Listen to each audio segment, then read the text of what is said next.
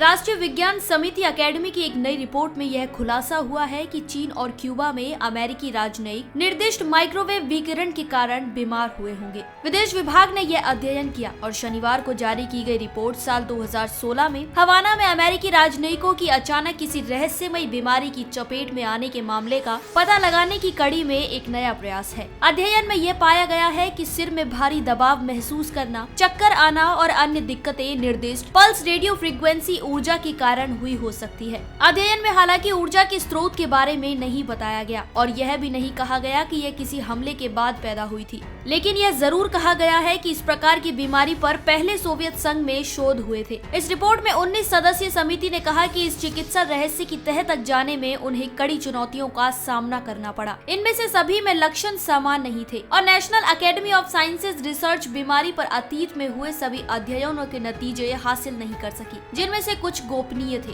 समिति के अध्यक्ष डेविड रिलमैन ने कहा कि समिति ने पाया है कि ये मामले काफी चिंताजनक है और न सिर्फ निर्दिष्ट पल्स रेडियो फ्रीक्वेंसी ऊर्जा को एक तंत्र के रूप में इस्तेमाल करने की भूमिका के संदर्भ में, बल्कि उन अहम दिक्कतों के कारण भी जो उनमें से कुछ लोगों में पैदा हुई हैं। उन्होंने कहा कि हमें एक राष्ट्र के रूप में इन विशिष्ट मामलों और भविष्य में सामने आ सकने वाले मामलों से एक ठोस, समन्वित और व्यापक दृष्टिकोण के साथ निपटने की आवश्यकता है। हमारी आज की इस रिपोर्ट में बस इतना ही। मैं श्वेता चौहान, पंजाब केसरी, दिल्ली।